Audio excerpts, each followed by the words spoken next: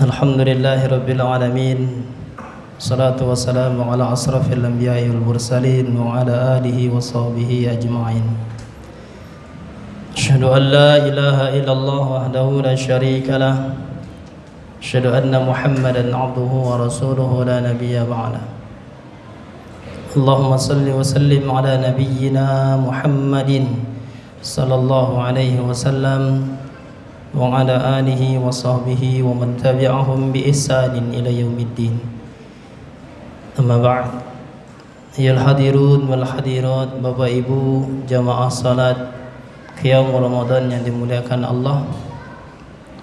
Alhamdulillah, kita bersyukur kepada Allah. Malam hari ini, pada malam yang kedua, Allah masih memberikan nikmatnya kepada kita, sehingga kita bisa atau mampu melaksanakan kewajiban kita sebagai hamba Allah dengan menyelesaikan ibadah puasa kita pada hari ini, dan juga dilanjut dengan salat isya kita tadi, dan insyaallah kita akan lanjutkan dengan salat tarawih atau qiyam Ramadan. Seharusnya malam ini ada MC-nya, tapi karena MC-nya nggak muncul-muncul, penceramahnya langsung aja. Ini keren namanya kalau begitu, ya. Itu namanya penceramah pemberani, nggak pakai MC langsung naik. Itu karena penceramahnya orang dalam. Kalau orang luar mana berani.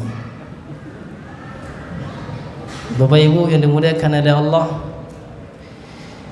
alhamdulillah hari ini hari yang pertama kita puasa, atau juga ada yang hari yang kedua berpuasa.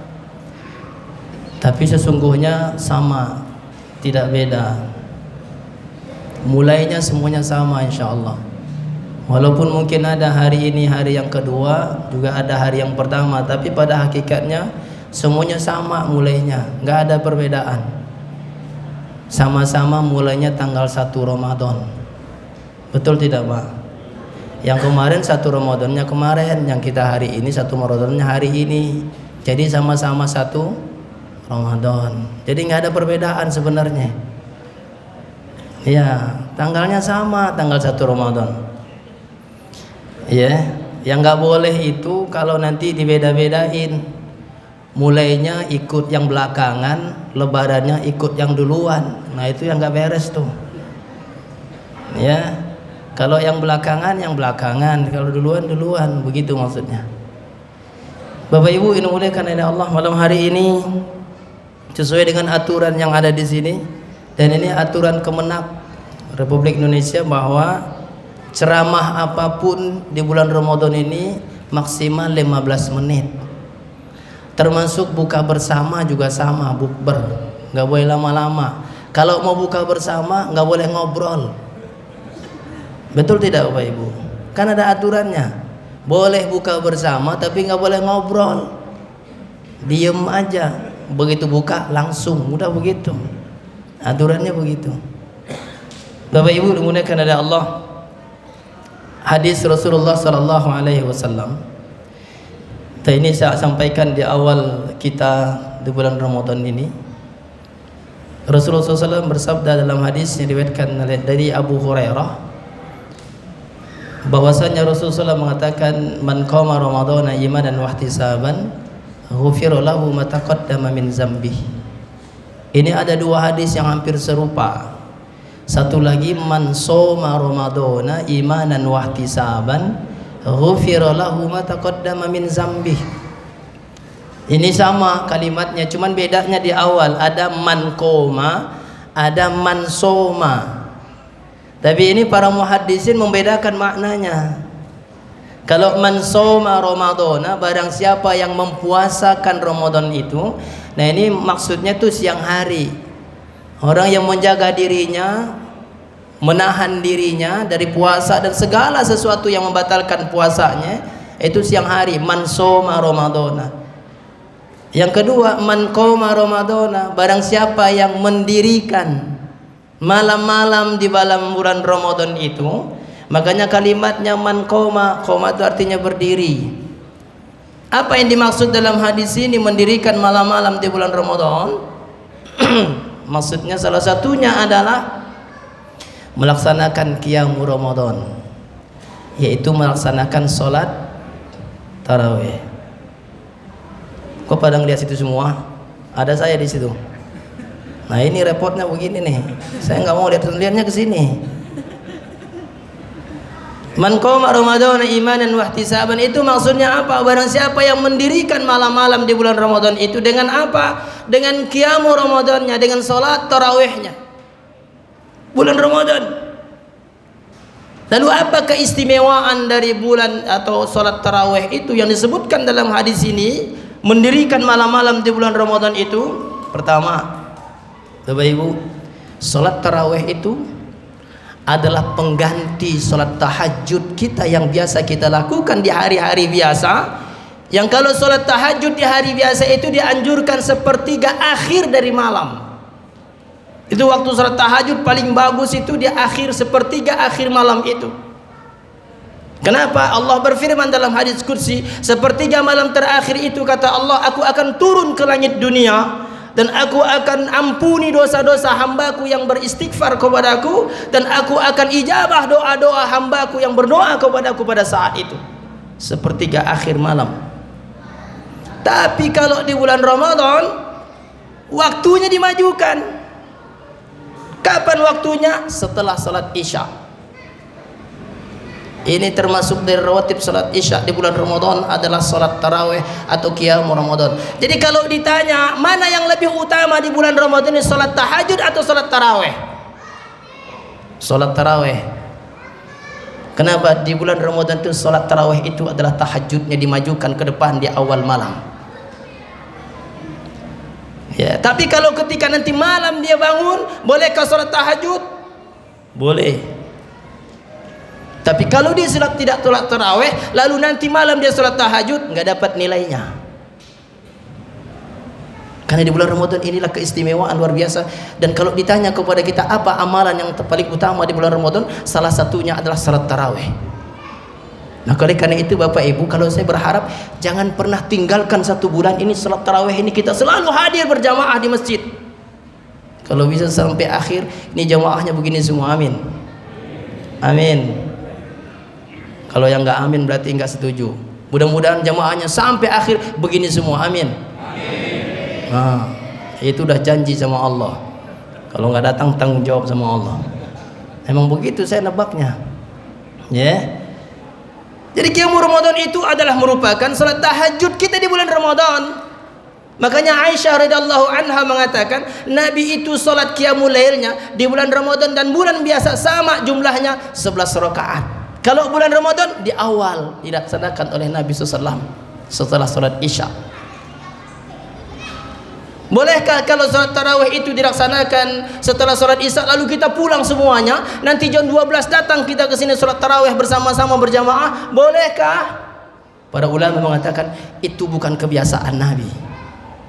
Tapi kalau secara hukumnya boleh, silahkan. Tapi bukan kebiasaan Nabi dan para sahabat. Karena mereka salat tarawihnya adalah salat Isya. Itu pertama, salat tarawih.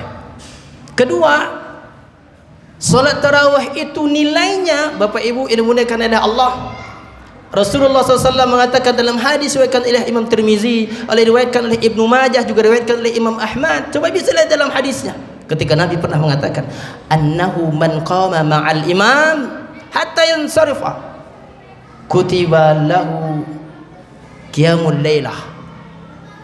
Barang siapa yang mendirikan malam-malam di bulan Ramadan ini, salat tarawihnya, qiyamul Ramadannya bersama dengan imam, berjamaah di masjid, dan dia selesaikan sama-sama dengan imam selesainya.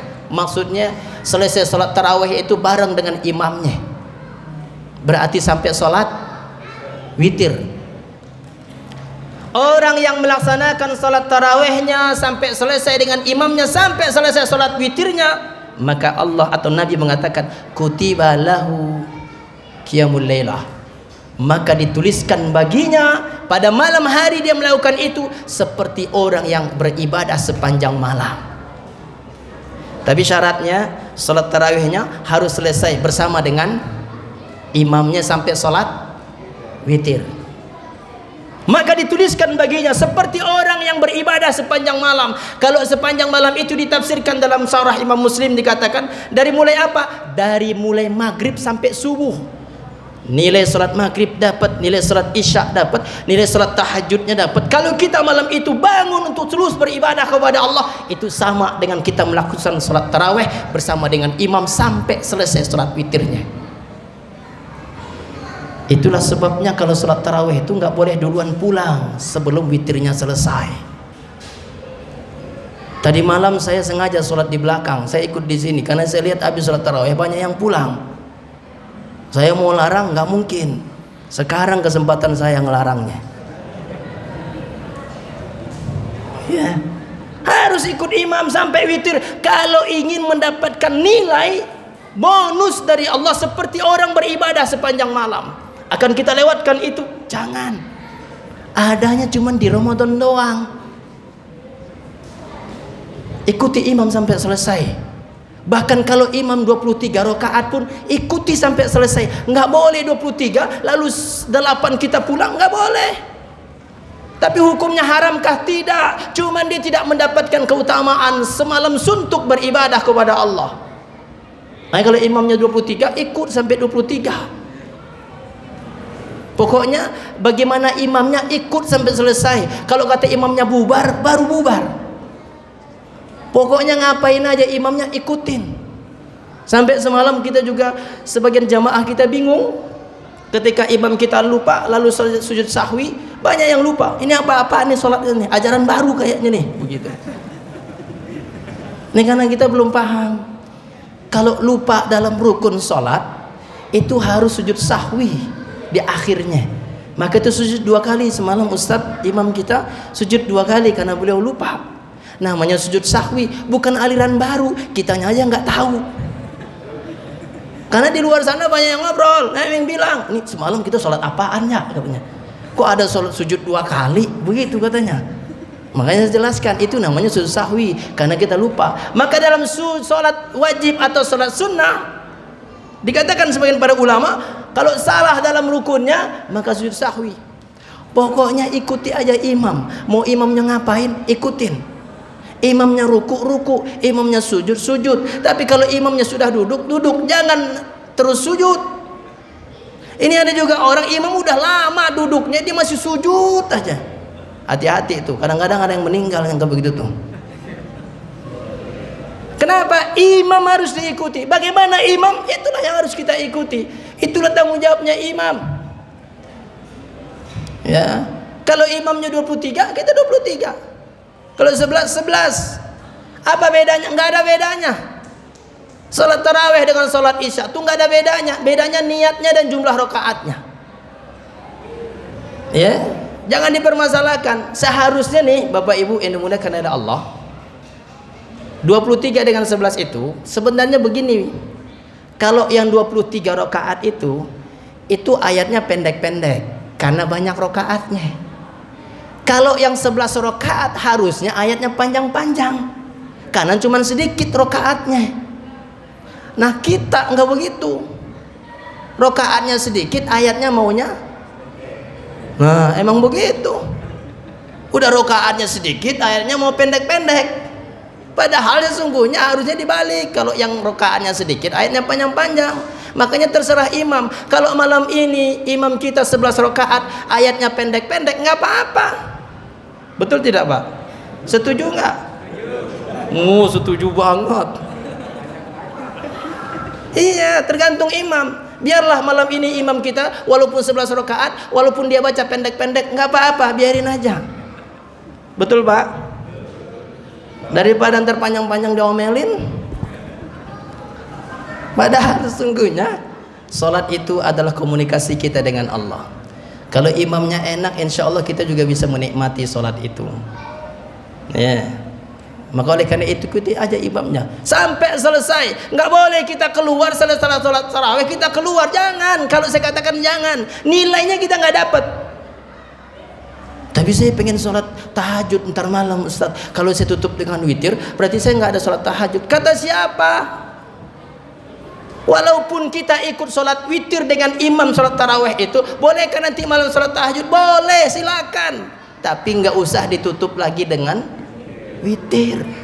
Gampang kan? Karena alasan doang kadang-kadang kita mau pulang duluan. Ntar malam nggak bisa mau bangun Ustaz, sholat tahajud sama witir. Alah, udah tahu saya mah, udah pengalaman saya begituan. Udah ikuti sampai selesai, pahalanya dapat. Semalam suntuk kita beribadah. Siapa yang mengatakan? Nabi yang mengatakan. Jangan pisahkan kita dengan imam itu. Ikuti sampai selesai. Itulah salat tarawih. Nah, karena itu Bapak Ibu dimuliakan oleh Allah, salat tarawih ini aturannya sama dengan salat wajib. Nggak ada bedanya, cuman bedanya niatnya.